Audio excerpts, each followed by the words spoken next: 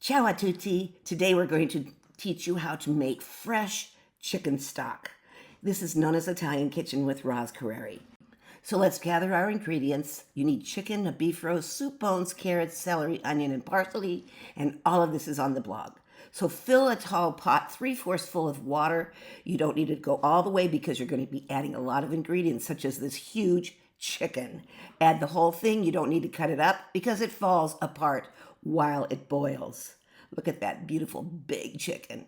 Now add 3 huge soup bones. Your dogs will love these after they're done boiling. Now add your beef. Cut that beef roast into thirds, and it too will break up into the boil. Look at that beautiful. There's a piece of garlic on there. Add your carrots. Cut them into thirds. Again, this recipe is listed on the blog, La Bella Vita Cucina. Now add your celery plus the leaves, also cut into thirds.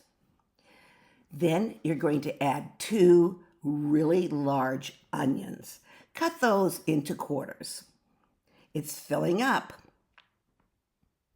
Now add 1 bunch of Italian flat leaf parsley and take off the stems. Give everything a really good stir. And you're going to want to cook this on a low to medium simmer, okay, for almost 3 hours. Give it a good bit of salt and put your timer on 3 hours. When it's done, take a huge skimmer, one of these wire types of spatulas, and take out all of the beef, the chicken, the vegetables, every single thing. Take out the bones, everything that you can. Now this is really hot water and hot ingredients, so you've got to be very careful. I let my husband do this. He's a lot stronger than me. I have pretty weak arms, so he does this for me. Okay, this takes only about 5 minutes, but there is a lot of stuff. You see how it breaks down? I give all the small stuff to my dogs and cats, the bones for the dogs, and we use the big chicken pieces and roast beef pieces for sandwiches or chicken salad. Now, in another pot with a huge strainer on top, pour all of this chicken stock into it. You see the steam? You need to be very, very careful. This is extremely hot.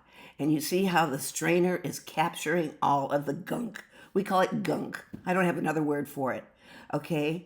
So then, look at that. That is the gunk that is removed just from the very first strain alone. Put a colander in another big pan, a very thin tea towel. Then you pour, 4 cups at a time, hot, hot, hot, over that tea towel. Now it starts to get a little thick. You got to give it a little help so it gets plugged up because there's a little more goop coming out. So it does slow down, but slowly, slowly add more stock and strain. Now you're going to do this a second time as well. So you see over on the right-hand side, there's more gunk building up on the towel. Well, wait till you see what it looks like in the next photo. Look at that.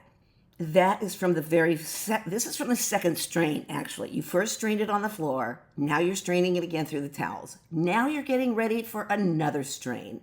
Get another clean, thin tea towel and do this all over again.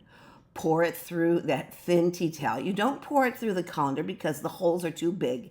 You have to use a very thin towel. Now you see it again is starting to back up and slow down. And that's because this is a film that's backing up in there. And you want to get that out.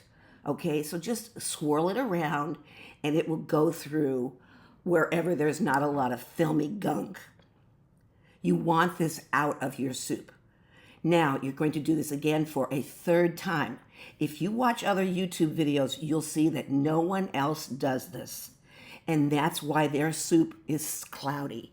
This is crystal clear chicken soup. Chicken stock, pure chicken broth. You will absolutely love this. And there it is. Look at that.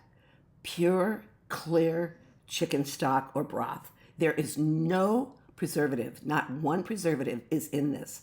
And it's important for you to taste. You might want to add more salt. Always put a little bit of nutmeg in there to taste. So anyhow, use this either immediately for some soup or freeze it up to 6 months. And that's what we do so that we always have it handy. I hope you enjoy. Buon appetito. Thanks for watching. The full recipe is on my blog, La Bella Vita Cucina. There's the address. I hope you visit, and thanks for watching. This has been Nonna's Italian Kitchen with Roz Guerreri. I hope that you subscribe and click that like button and the bell. Ciao, ciao.